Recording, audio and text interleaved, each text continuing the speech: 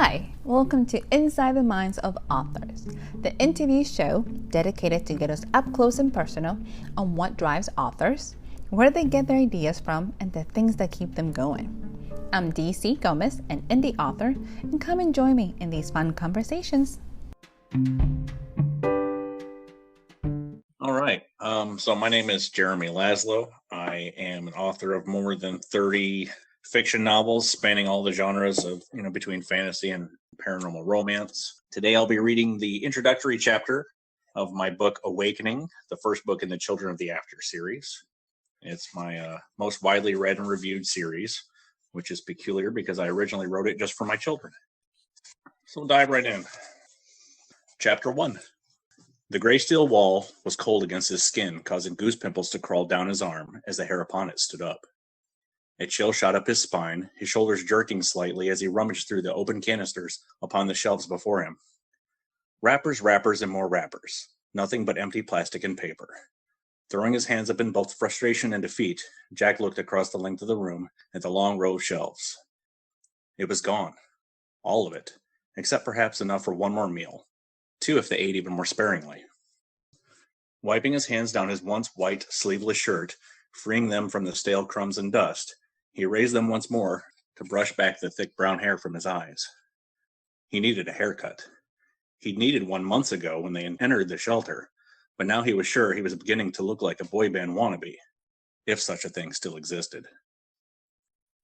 Passing the small digital screen on the wall, he winced. It had been installed to monitor news stations and broadcasts, though it had never had more than static on the screen, even the first day. They had listened to the static for weeks on end until they weren't able to sleep without it. It was odd how such a nothing could become such a something here in the steel confines of their home. Shaking his head, he reached down, picked up his sweatshirt before pulling it over his head. He had no idea what to expect when they went outside. He no longer knew if there was an outside. But there was only one way to find out. His eyes scanning the empty shelves once more, he looked past them to the only people he was certain were alive. There, on a small twin-sized pair of bunks, were the sleeping forms of both Samantha and Will. He knew they had to leave the survival shelter. He had prolonged their stay as long as he was able, but it couldn't sustain them any longer. The food was all but gone. The waste recycler and water purifier were on the fritz when there was power, but most of the time, even that wasn't working. Crossing the smooth steel floor as quietly as he was able, he grinned down upon the sleeping siblings. They had fought and argued as much as any other brothers and sisters before the event, but as time passed, isolated with none but each other, they began to rely upon one another. They were the only comfort each of them had, and he was responsible for them both. Shaking his head, Jack recalled how much each of them was sure their father would open the door just minutes or hours after the magnetic lock had secured it. Hours turned into days, and then weeks. Their dad never returned, but then they hoped that their mom would come. Surely she was spared from whatever had happened outside. She had been in Europe on business when Dad locked the door. But she never came. They had cried a lot those first months, scared and alone. They found strength in one another, and eventually the tears stopped. It was their dad's final words, that last day, that were etched in Jack's memory more than any other thing he could recall from all of his 16 years. The day it had happened, their dad made Jack promise he would look out for Sam and Will. He remembered his dad's eyes. They had been red and swollen, and he was obviously scared. They were all scared. Everyone had been scared, though Jack still didn't know exactly what had happened in the hours prior to entering the vault that had everyone panicking. It didn't matter now. He was responsible for taking care of both Samantha and Will. Couldn't stay in the security vault any longer. It wasn't a decision he was making lightly. And if there were any other choice, he could have made it. But no, not today. Today he would take them out of the vault, if for no other reason than to gather supplies from their home outside and return. Opening her sapphire eye, Sam slowly stretched her arms over her head, restoring the dormant circulation. Sighing somewhat loudly, she then stretched out her legs while arching her back like some sort of feline, cracking her toes before relaxing once more. Rolling to her side, she used the back of her sleeve to wipe the sleep from her eyes before blinking several times as her vision adjusted to her barely lit surroundings. Just as every day before, she was met with the disappointing reality that her situation was not just a dream, as the vacant steel walls beamed back at her from every direction. What she wouldn't give to log onto her laptop and tweet to all of her friends, But the reality of the situation was she just couldn't, and she hated it.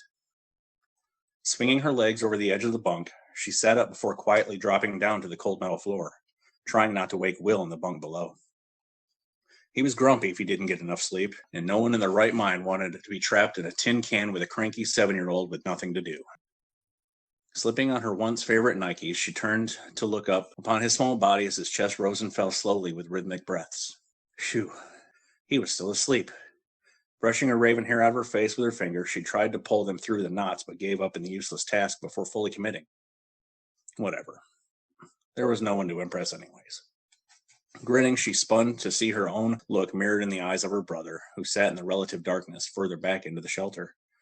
He shrugged and motioned her over with concerned eyes that looked too much like their dad's had the hours before the door closed.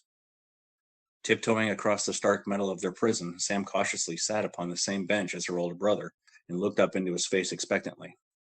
"Good morning," he whispered, with a wry grin. "Just as good as yesterday's, I bet," she replied. "We can't stay in here any longer," Jack stated simply. It was usually his way these days, at least with her, simple and straight to the point. At least with Will, he was more playful. She missed that in him. Not that they had gotten along often before the event. Even so, she knew that none of them were the same now. "What are we going to do?" Sam whispered, knowing he awaited a response. "The only thing we can. I'll open the door, and we'll go outside." "But what if it isn't safe? We're out of food, Sam. The water tastes funny, when we even have water, and the toilet has been backing up for days. It's not working anymore. We can't stay in here. We have to go out." "But we don't know what's out there. It could be dangerous. What if the air is poison or something?" she asked, jumping straight to the worst-case scenario. "What choice do we have?" Jack responded. "We can stay in here and starve over the next week or two, or we can go outside." "But Dad said stay in as long as we can, Jack. He said stay in." "We did, Sam. This is as long as we can stay. And as much as I hate it, Dad's not here." "I'm not arguing. I'm just scared." "Me too. But we have to. How can we tell Will that there's no more food left? I can't do it. I'm not going to. Not after everything else. We need to go find more food. Water, too, if we can. But we can't just take Will out there." "Why?" "What if Dad's out there? You know." She trailed off, not trusting her voice further. "Then you stay in here and keep him calm. I'll go out after breakfast, and if it's safe, I'll get you guys." Nodding, still distrustful of her vocal cords, she turned her face away from him, not wanting Jack to see the tear that threatened to slip from her eye at the thought of her father being dead outside. She waited a moment, her chin trembling slightly as she fought to calm her overwhelming feelings. It was good they were going out. They needed to. This place was making them crazy. Not knowing was eating at them. But what if outside was worse? What then? Shaking the thoughts from her head, she tried hard not to focus on the negatives or the what-ifs. Instead, half-heartedly trying to comb out the tangles in her hair with her fingers, she turned back to Jack and began to whisper. "So, what's left for breakfast?" "Your absolute favorite," Jack replied with a smile. "Vacuum-packed saltines with a spoonful of protein powder and a packet of peanut butter." "So, guaranteed constipation, then?" "You got it, punk. Good thing, too. We don't need you blowing up the bathroom right now with it all bagged up again." And that is the end of Chapter 1 of Children of the After Awakening.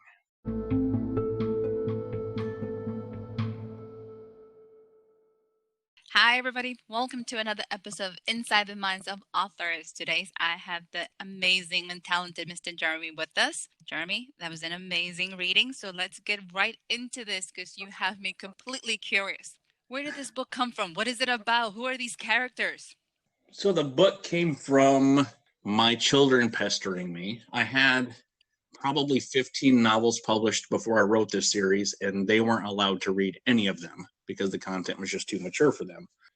So I put together this concept of 3 siblings having to survive after an apocalyptic event on their own, kind of a mashup between maybe like the Boxcar Children and the End of the World. I started writing, and as I would write each chapter, I'd send them to my oldest daughter, and she would, of course, read it a lot faster than I could write it, and she'd demand the next chapter. And so I wrote the entire series of 4 books in about 3 months. Oh, wow. You are definitely a prolific writer. I'm just like, that is amazing. Well, it helps if you have somebody really pushing you. Kids will do that to you. They do sometimes. But as for the characters, The oldest sibling is Jack. He is a high school track star who is 16. He has a younger sister, Samantha, who goes by Sam, who is kind of your, I guess, atypical, I don't know, emo slash goth, just kind of grumpy girl, just sick of everybody. He doesn't want to put up with them, but she really has a heart of gold. And then they have a younger brother, Will, who, of course, is a ball of energy, and they are trapped quite almost literally inside a tin can for months. And they've now run into a situation where they can't stay there where they know it's safe, and so they have to venture out into the world after an event that they don't even know what that event was. So where did you come up with the idea? I get you needed something to give the kids, but why this one? You could have done anything. What made you compelled to come up with this story? I think this story, because I've seen the apocalypse through the eyes of everybody in every style of writer, but I've never seen it through the eyes of children. And being that I have so many children of my own, I have a lot to draw from as to how they react to situations, how their personalities differ. Somebody might giggle at something stressful because that's just their mechanism, and somebody else might immediately break into tears. I drew from my kids. Matter of fact, every one of my kids' names is actually in this series of books, and they're just different characters throughout the books. And I think it's a view of the world that we kind of take for granted. We don't look back. We're always looking forward. So how would we have handled this as children? I think is kind of what inspired it. That is actually a very interesting point of view because we normally never do. We're always trying to protect them and keep them safe. And we never really think, what is it they're going to do if this happened? Right. Yeah. Have we prepared them? And if we haven't, or even if we had, when it actually comes down to it, how are they going to respond? I'm always amazed how well children respond, even when we don't believe they do. Because sometimes they just accept things and they move on while we sit here and dwell on things. I'm like, it's incredible how they do it. Yep. You talked about different series. You have over 30 books, which to me is amazing. How do you decide when to make a book into a series or just a standalone? How do you pick this one to be a series? This particular series, The Children of the After, I was writing it to be safe for ages 10 and up, which it sounds easy enough. But if you want it to keep kids interested from 10 to 16, it's got to have enough meat on the bones to keep the 16-year-olds interested and not be overwhelmingly large so that 10-year-olds shy away from it.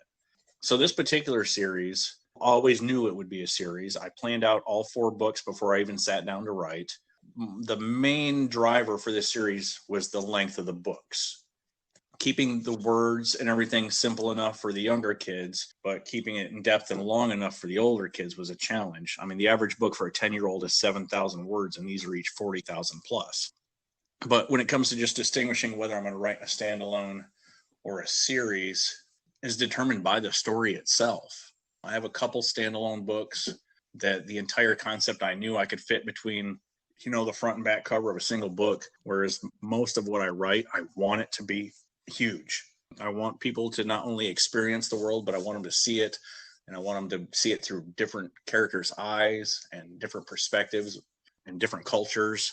And so a lot of what I write, I go into leaving an open ending enough to where I can continue on, whether it be immediately after writing the ending of that book or 2 or 3 years down the road. So most of what I write is going to be series, but occasionally I'll have a standalone novel like my most recent release, Love Returned. And that one, the story just fit. I mean, it had to be one book, and it had to be done in a way that I could end it definitively so that nobody would be upset at the ending. And that's a hard thing to do. Yeah. And that book's funny. The Love Returned book, it's probably, I would say, the most difficult book I've written for a lot of reasons. But for one, because I knew that the typical reader of that genre would hate the ending. And so I really had to craft the characters and scenario to be so understandable that the ending, although upsetting, would make sense. That is a talent and a skill that you have to master. If not, you have very angry readers with you. Yeah, and I do get some angry reviews from that book, but I also get the reviews that say, I was so angry at the ending that I threw my phone, but here I am weeks later still thinking about the story. Oh, then it connected. Impact that you were looking for. So it's perfect. Right. Yeah, I just wish they hadn't thrown their phone. I mean, these things happen. I get a little emotional with books myself, so I mean, I understand. So you write in different genres, Jeremy. Which ones do you do, and how do you decide which ones you're going to write in at what time? I wish I was like a super organized planner, but I'm 100% artist. Although I know where everything is on my desk, if anybody else will look at my desk, they would just rather set it on fire than try to clean it. So I don't really decide. I carry around, I don't outline a whole lot unless I'm writing under a schedule, but I carry around a lot of characters and ideas in my head, and I just mull them in my head until I know the entire story, and then I sit down to write. So I'm not the person that comes up with a concept and just starts writing and hopes that they come up with a book. I've usually carried the story around for months or even years before I set pen to paper. So you're definitely an organizer. You're not a pantser, but your organization skills is all very internal. So you are definitely the planner who's going to sit here and says, "Here's what the story is going to look like," and then write it instead of trying to let your muse come and help you through it. Yeah, except then there's the artist part of me that I'm mid writing, the story that I've already worked out in my head. And then my brain's like, hey, but what if this happens? And so then I start pantsing and I'll do like call them side quests. I'll add something to the story, but I got to work my way back to the main storyline. So often my stories branch unexpectedly, even to me. But that's the fun part for me, because sometimes the characters create their own narratives. And as long as you let them, because I think if you're trying to force them to be something, they're not going to work with you. Oh, absolutely. I'm working on a super fun project right now. I can't give up tons of details, but we'll say it incorporates two classic tales together. Ooh. One of them being Alice in Wonderland. It's always been a favorite story of mine, simply because a child, basically falling through a portal into another world has been kind of picking at my brain since I was young and reading those tales. I think it's time for me to write something along those lines, but as dark and gritty as I can get it. Then it's going to be amazing because it's going to have a whole different spin and twist that we probably need. I hope so. I don't want to be that guy that remakes stuff, but I like some of the concepts, so I'm going to run with them, I think. Okay, so tell me, how long have you been writing, and what was the first story you wrote? I wish I could say I knew what the first story I wrote was, but I do have a story that I wrote in second grade called Rob the Bionic Turkey. I'm assuming it was probably a Thanksgiving themed story that we were supposed to write, but I wrote about a robotic turkey. So I'm not sure what happened, but I still have it. It is in a box somewhere, and my kids pick on me about it whenever it does get unpacked and we go through it. So You've been writing for years. What motivated you to start writing?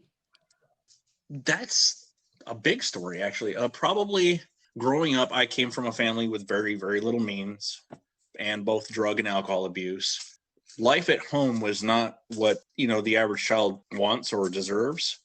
But from the local library and the library in school, I could check out books and I could get away. And so I started reading a lot at a very young age. And that was always my escape from reality. I fell in love with the ability to travel to other worlds. And then eventually I started coming up with other worlds in my own head. And then I wanted to share them with other people and maybe they could escape for a while. You have done that because with 30 books, you create that escape all the time. I try. What is your definition of success? I think my definition of success evolves. And I think it evolves for every story, for every event I attend. Probably just connecting with people, I would say, is the ultimate success. If you can change somebody else's life for the better, or even let them know that they're not alone in feeling the way that they feel, I think that is probably the best thing a writer can do. Or even to engineer social change to where the world is a better place for all of us. So you can do that with words on a page. If you're talking financial success, I still work my day job. I have done very well with my books in years past. Some years obviously better than others, as with everybody. But I guess there's a limit to the amount of money you can make. So do I want to be a billionaire? I guess I could be a billionaire, but what would I do with $1 billion? I'd probably just give most of it away anyways. So for me, it's more about just connecting with readers. I love doing events and going out and meeting them. My favorite occurrence at an event was, I don't even remember which convention it was, to be honest. I think it was in San Antonio, Texas. And a girl came up to my table and she was bawling. I just wanted to figure out what was wrong with her, but she was bawling because she had read every book I had written, didn't know I was going to be there, and she was just overwhelmed. And so her boyfriend ended up doing most of the talking for her. But we got pictures with her and sent her home with some autographed books. And, that's probably the best experience I've had as an author. It had very little to do with me. Tell us, what is one of the biggest lessons you have learned? The biggest lesson I learned. I mean, there's so many. The cliche, obvious answer is that writing is probably the easiest part. Oh, yes, it is. Yeah, the editing and the marketing and cover design, everything else is so much more complicated. But the biggest lesson I've learned being an author is probably that I think it's probably the same as every small business owner. Your friends and family aren't going to be nearly as excited about it as you are, and they're not going to devote the energy into it that you are. So in a lot of cases, it's kind of a one-man show. But if you can find a core of people like I know you have that are super supportive and will travel with you to shows and events and always are cheerleaders in your corner, it makes it a much more rewarding experience because you don't feel like you're slogging through it on your own. A small village makes a difference. It does. It really does. So what is your favorite part of the business? I think that varies also. I mean, I love events. I love new events. I love meeting people. I love meeting other authors and just talking books and bouncing ideas off of one another. And I don't know. I don't really have a favorite part. I guess, like I said, it varies by the day. Today, my favorite part of being an author is that I get to be on a podcast in my PJs from home. And Awesome! I've been wandering around my backyard, weeding my garden in my pajamas. I mean, that's kind of great, right? Yes, it is. Maybe not for the neighbors, but I don't mind. But no, I do. I get to spend time with my family. I get to do events out of state and around the country and take my family with me if they are available to do so. And so they get to experience it as well. And I have 5 kids. And so all of them have kind of grown up with this, and their teachers, they're like, oh, I know of your dad. I've read his stuff. And they get to do events. And I have 2 daughters that are published authors. So, I mean, it's kind of becoming a family business also. Do you have a favorite author? I mean, if I had to go for an ultimate favorite, like I'll read everything he's ever written, Edgar Allan Poe is going to be number 1 for me. Nice. But if by like genres, I don't pick the people that everybody else picks. Like I'm a huge Terry Brooks fan when it comes to fantasy. I think it's because he was more or less my introduction to fantasy. John Grisham, another big one. I love some Stephen King. Don't care for his television movies, but I love his books. Not his fault, obviously, on that one. He's not the production company and everything, but it's good to see that he's getting some movie money poured into them now, and he's doing better quality stuff. But I mean, a little bit of everything. I think you can learn something from every writer. And on top of that, after you've started writing, you read books completely differently than you did before you started writing. I'm a lot pickier now about what I read than I was, 10 years ago. I can tell usually within the first paragraph or 3 of the first page whether or not I'm going to enjoy the book. And I think a lot of that has to do not only with being writing, but I also was a co-owner of 2 different partnership publishing companies for several years. And so I read a lot of their submissions. I get the rejection rates. I completely understand them. I think that every publisher should provide feedback for every manuscript they receive. Giving somebody a blanket statement saying, sorry, it's not what we're looking for, it doesn't help anybody in the industry. So. That is very, very true. If you can give them some feedback to get better, people will improve. Absolutely. So do you have a book that has motivated you? I can't say that there has been a singular book that has inspired me, but I've noticed in my life there is a singular thread that all of my favorites of everything fall into. My favorite movies, my favorite books, my favorite fables. I mean, you name it. And it's always the underdog thread. And I guess that's kind of the lesson of even this industry is that you don't have to be the big guy to succeed. It's okay to be the small guy and fight your way to the top. So yeah, underdogs has kind of been my favorite theme. And so any storyline where that's prevalent, which is a lot of times in fantasy, it's usually prevalent. And movies wise, probably Kingdom of Heaven, Hustle and Flow are 2 of my favorites, both huge underdog movies. And of course, all the good movies, like You're Killing Me, Smalls. But so yeah, it's more of a theme for me. I couldn't pick one favorite off the top of my head just because I've read so many books and loved them for various reasons. But yeah, for the theme wise, I would say the underdog and the guy who gets the girl is always nice too, right? Are those themes present in your own works? Absolutely. Awesome.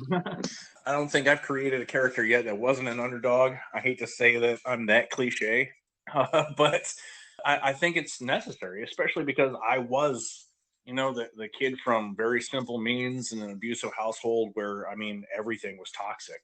And I think, I wouldn't call anything I have perfection, but I've created a really great life for me and my family, just against the odds. If you're willing to work for it and you set goals for yourself, you can get there.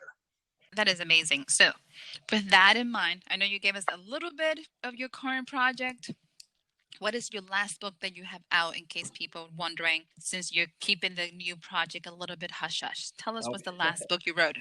The last book I wrote is right now with alpha and beta readers. Brand new series, first book of a series. I still haven't even titled it yet.